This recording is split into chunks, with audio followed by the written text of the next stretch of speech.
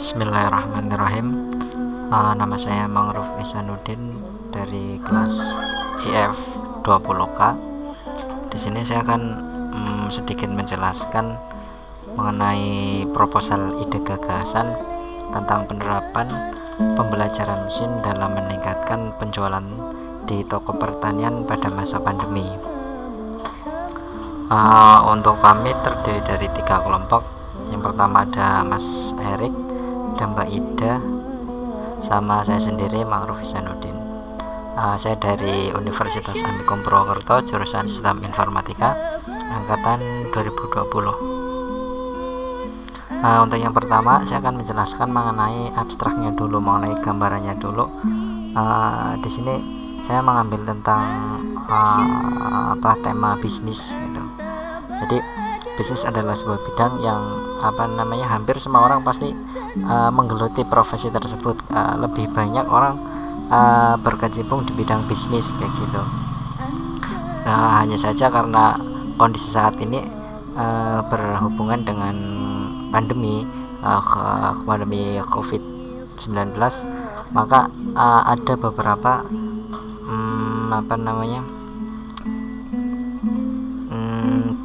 pemilik usaha yang berdampak, mengalami dampak dari pandemi ini. Makanya kami menyusun judul ini sebagai tugas UAS. Untuk mas abstraknya sendiri kan bahwa di sini adalah dengan berkaitan ada pandemi, maka bisnis pun juga ikut berpengaruh, artinya ada dampaknya kayak gitu bagi para pemilik usaha kayak gitu.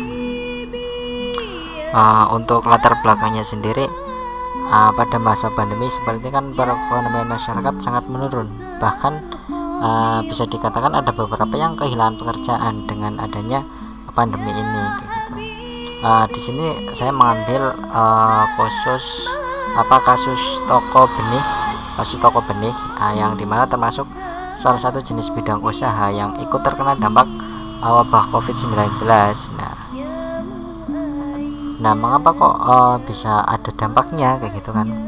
Dengan adanya himbauan dari pemerintah yang ada pembatasan jam buka dan ada pembatasan berkerumun, itu kan sangat berpengaruh. Artinya orang-orang tidak yang awalnya mereka bebas untuk belanja, nah sekarang mereka dibatasi kayak gitu. Maka untuk penjualannya itu kan pasti akan sangat berpengaruh kayak gitu. Makanya di sini nanti cara seperti apa yang paling efektif untuk memasarkan produk-produk dari toko benih kayak gitu. Nanti di sini dijelaskan bahwa yang paling efektif ya dengan cara online kayak gitu. Untuk tinjauan pustakanya sendiri, di sini strategi bisnis adalah organisasi bisnis atau perusahaan dapat tumbuh dan berkembang apabila dalam menjalankan aktivitas usaha berpegang pada konsep efektivitas dan produktivitasnya kayak gitu. Artinya dalam berbisnis ya harus ada konsepnya gitu, jangan cuma kita yang penting jualan, yang penting kita jalan, ya enggak, harus ada konsepnya kayak gitu, harus ada strateginya, dan kita harus memilih strategi apa yang akan kita ambil kayak gitu.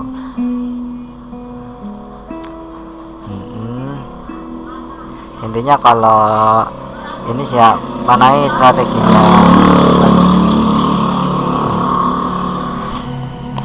Untuk daya beli konsumen sendiri kan nanti ada kriterianya. Nah nanti dari data-data itu kita olah dan kita tarik kesimpulan. Nah dari kesimpulan itu maka kita bisa menentukan langkah apa yang akan kita ambil kayak gitu. Nah untuk metode dan pembahasannya, nanti metode yang digunakan adalah metode kualitatif.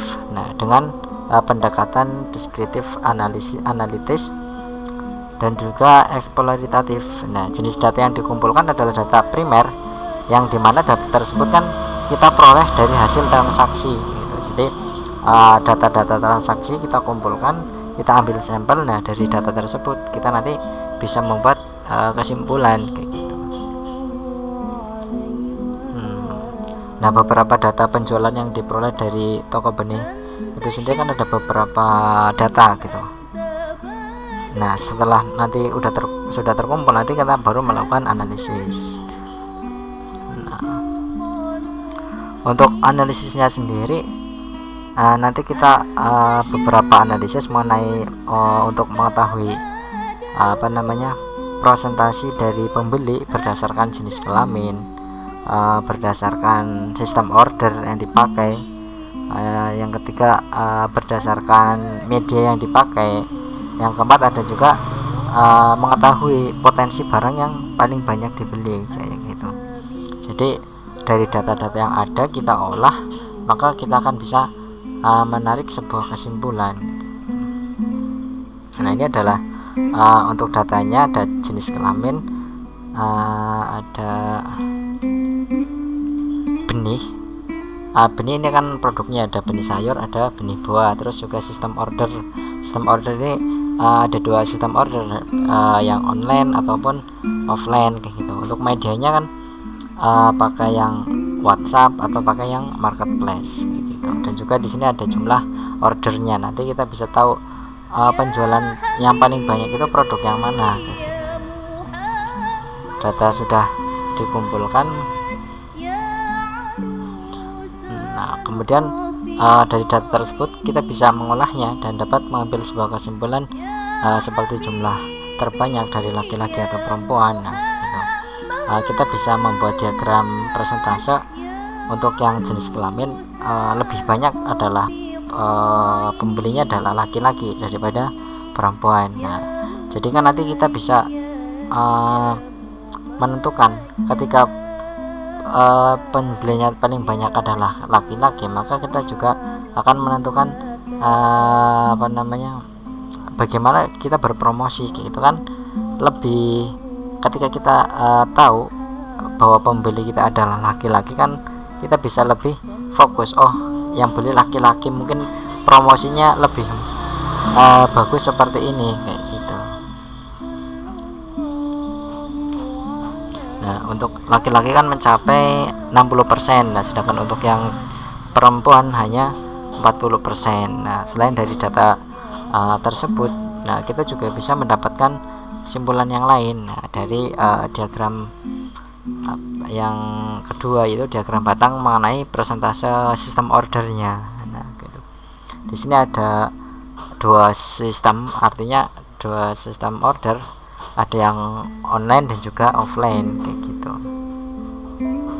Nah, untuk yang banyak dipakai adalah menggunakan sistem online. Nah, dengan kita mengetahui sistem order yang dipakai, maka kita bisa menentukan media promosi yang akan kita pakai dalam meningkatkan jumlah penjualan dari toko benih itu sendiri. Nah, selain itu kita juga bisa mendapatkan kesimpulan lain berupa data kesimpulan akhir yang nanti kita bisa untuk menentukan tindakan apa yang paling tepat untuk kita lakukan gitu.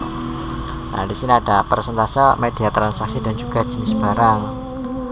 Nah, dapat kita simpulkan bahwa penjualan yang paling baik adalah menggunakan sistem online dan juga media yang dipakai dalam marketplace, dalam bertransaksi. Nah, untuk penjualan terbanyak adalah jenis penjualan jenis buah kayak gitu.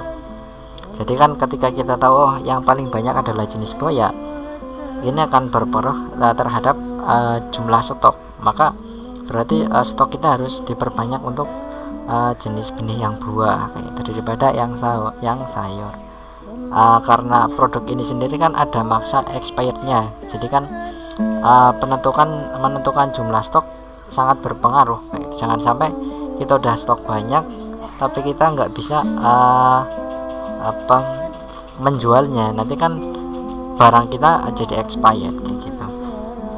Nah, untuk kesimpulannya yang terakhir adalah kesimpulan yang diperoleh dari artikel ini adalah yang pertama ada penerapan pembelajaran mesin mampu melakukan analisis lebih cepat dan akurat gitu. Jadi daripada kita manual menghitung, merekap, nah ketika kita memakai pembelajaran mesin maka akan lebih cepat dan juga